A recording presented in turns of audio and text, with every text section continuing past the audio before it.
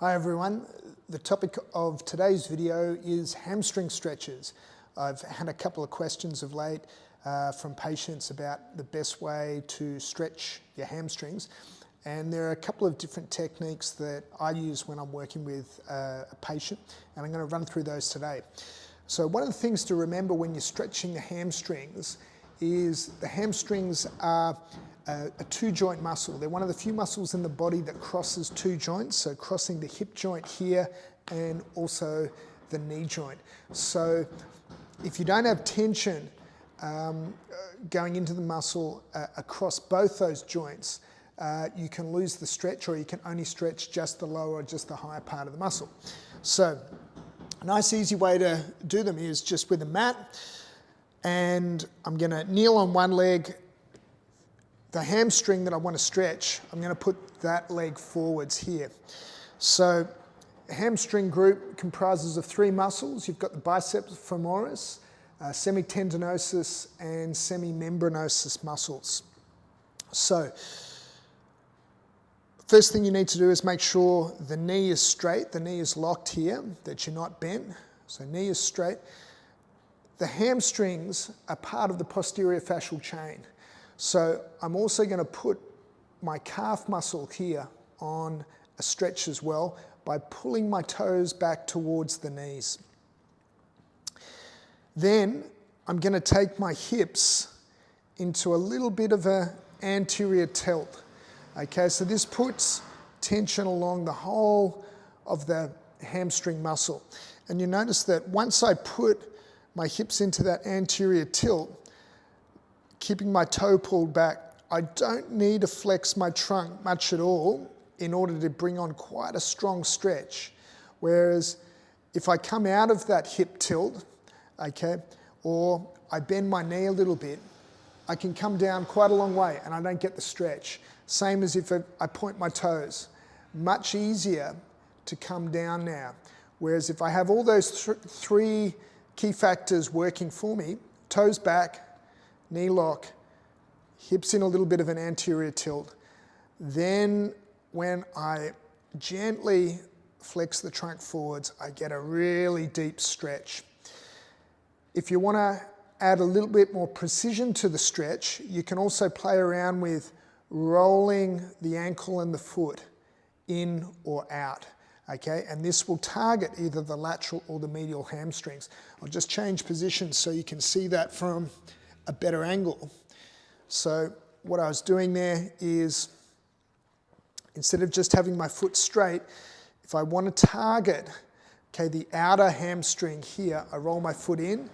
Then when I flex forward, I feel the stretch coming more down the outer hamstrings. If I want to target the inner hamstrings, I turn my toe out. Now when I flex forwards, I feel this one going a little bit more up the medial aspect of the hamstrings.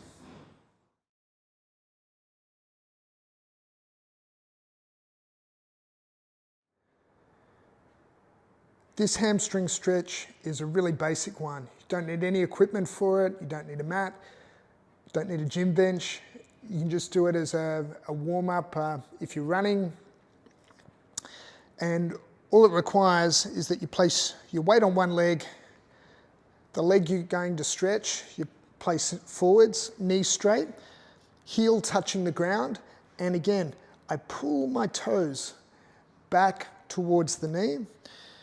I can just steady myself by placing my palms on my quads and then taking my hips into a little bit of an anterior tilt. So I roll forwards this way. Then I bring my chest down towards my foot, keeping the back and the spine straight. And then you'll get a nice stretch along the back of the hamstring. Okay, you can play with different angles of your torso. So I can go 45 degrees to the left, and I can also then alternate by going 45 degrees to the right. Okay, another angle on that. Okay, so toes back towards the knees, hips square relative to the leg I wish to stretch. I tilt my hips back a little bit into an anterior tilt, brace against the quads, and then keeping the back straight, I bring my chest forward towards the knee. Then I can change angles, so I can go 45 degrees to the left, 45 degrees to the right. Again, just depending on which of those three muscles in the hamstring group that I want to affect most with the stretch.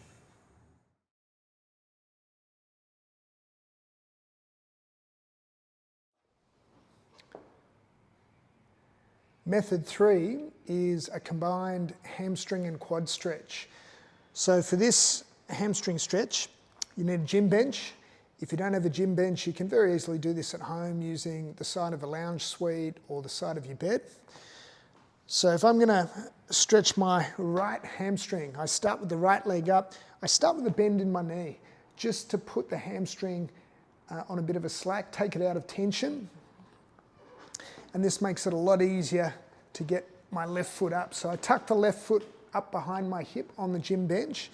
Then first of all, I'm going to make sure my hips are square, facing the wall in front of me. I press my right knee down into the bench, pushing my heel towards the wall, and I pull my toes back. Left knee pushes down towards the floor, and then I lengthen up through the spine, and I get a really strong stretch, both in the quads here on the left and in the hamstrings on the right. This is a great stretch because if you try to ease up out of one, if I try to go out of the quad stretch, it ramps up the hamstring stretch, and if I try to slacken out of the hamstring stretch, it ramps up the quad stretch.